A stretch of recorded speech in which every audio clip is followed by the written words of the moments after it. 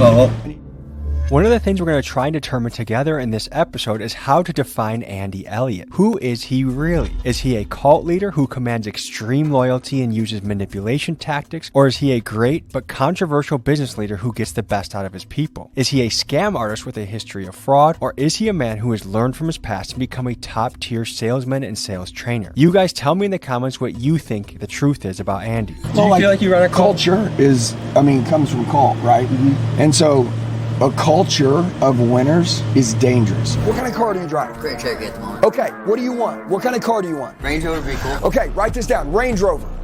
And so I decided I'm gonna reprogram me like a freaking computer. So I started paying for training. I did what I'm asking my clients to do now, and it would totally transform and change my life.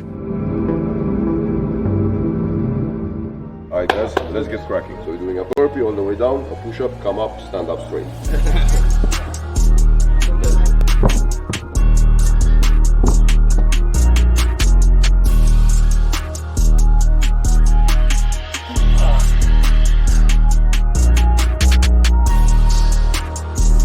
You're very intense about six-packs. It's a top priority. If you don't have a six-pack, you don't work for us. For all the people that say six-pack or you're fired, screw that guy, hey, screw you! It's a standard. What does a six-pack mean to you? It just shows discipline.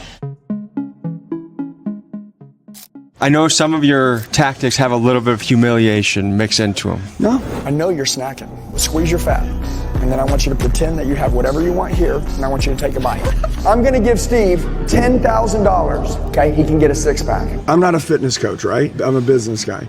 The building block to success, if you were like, I wanna make money, is discipline. Every time I walk into anywhere, I will literally have hundreds of people walk up to me, and they say, dude, you changed my whole life. Or you're comfortable in front of a stage with people. You're bringing a guy up to the front that's shaking in his boots, and now he's showing his fucking fat belly to the audience. So I would be curious to hear the stories afterwards. Like, they come to me and they fall to their knees and they start bawling, and their wives call me and say, thank you for sending my husband back home. Was it the easy wrestling coaches that let you get away with everything, the ones that made you the best? The most difficult wrestling coach I had was the guy that changed my life. Dude, that's what I say. So I tell people all the time, I'm like, dude, listen, you might hate me, you might not like me, but you're gonna get better. In my league where I lived in Oklahoma, I was making $2.5 million, and I quit my job. I had been in sales from 18 to 39 years old in the car dealerships. I remember sitting there, dude, and this guy walks across the showroom floor. Probably kind of looked like Rafa or some shit, right? And I'm the old me, and I'm like, I remember saying, man, F that guy. I'm like, I bet he's broke, dude. I bet that guy drives a Ford Taurus. You know what I'm saying? You're trying to think of the ways that you were better than him. Dude, I'm so disgusted at myself.